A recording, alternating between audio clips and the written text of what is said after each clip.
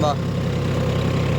இந்த வீடியோ வந்து பார்த்தீங்கன்னா ப்ரொமோஷன்லாம் இல்லை. என்னடா உடனே அவன் ப்ரொமோஷன் பண்ணுறானேன்னு சொல்லி நினச்சிக்காதீங்க. என்ன வீடியோன்னு சொல்லிட்டு வந்து பார்த்தீங்கன்னா, எத்தனையோ பிராண்ட் இருந்து ஏன் நான் ஜாண்டியரில் வந்து எடுத்தேன்னு சொல்லி நினச்சிங்கன்னா, இங்கே பாருங்க, ஆர்பிஎம் வந்து பார்த்தீங்கன்னா ஒரே ஒரு நிமிஷம். ஆர்பிஎம் பாருங்க, 13 ஆர்பிஎம்மா, 13 ஆர்பிஎம். 2 லெவருமே பாருங்கள் ஆஃபில் தான் இருக்குது. சென்சிங்கும் ஆஃபில் தான் இருக்குது. 13 RPM, low third, 4 wheel drive. இதில் வந்து இந்த அளவு பர்ஃபார்மன்ஸ் கொடுக்கறது நம்ம ஆள் மட்டும்தான். சரியான உணவு சீரியஸாக இது ஒவ்வொரு இடத்துக்குமே நம்ம ஆளே டக்கராப்பில் பாருங்க.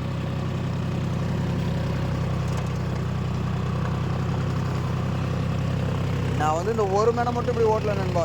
இந்த வயலு பூராமே அப்படி தான். 2வது உழவு பாருங்க, கரையை பார்த்தீங்கனாலே தெரியும்னு நினைக்கிறேன். இந்த கம்மி ஆர்பிஎத்துலேயே இந்த அளவுக்கு பவர் டார்க்கு பயங்கரமாக போகிறது நம்பால் மட்டும்தான். அந்த அளவுக்கு இன்ஜின் மேனுஃபேக்சரிங் குவாலிட்டி அந்த மாதிரி நண்பா தரமாக இருக்குதுல்ல. இன்ஜின் அடங்கிறதெல்லாம் அது அப்புறம் எல்லா வண்டியுமே அடங்கும் நண்பா.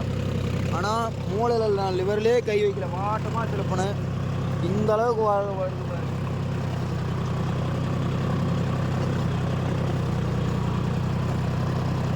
ஆனால் லிவர்லேயே கை வைக்கல, ஆஃபில் தான் இருக்குது பாருங்க.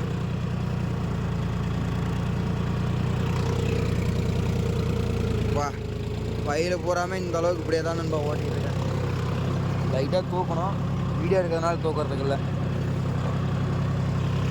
அவ்வளோதான், இன்ஜின் பழையபடிக்கு ரெடி ஆகிடுச்சு, ஃபார்ம் ஆகிடுச்சு, மறுபடியும் போயிட்டு இருக்குது. சீரியஸாக 50 ஹெச்பி 4 வீல் டிரைவில் வெயிட்டும் கம்மி, இந்த அளவுக்கு அடிக்கும் அப்படிங்கிறத நான் இப்போ தான் தெரிஞ்சுக்கிட்டேன். நானே ஆச்சரிய போடுறேன் நண்பா. சீரியஸாக மூளை திரும்பில பிரேக்லையும் கால் வைக்கணும்னு அவசியமே இல்லை. அது பாட்டுக்கு போய்கிட்டே இருக்குது. வாட்டமாக திருப்புறவங்களுக்கு இந்த மாதிரி விட்டு ஓட்டினாலும் மணிக்கு 4.5 5 லிட்டருக்குள்ளே தான் போகும். உழவு அந்த மாதிரின்னு வச்சுங்களேன். ஓகே, பாய்.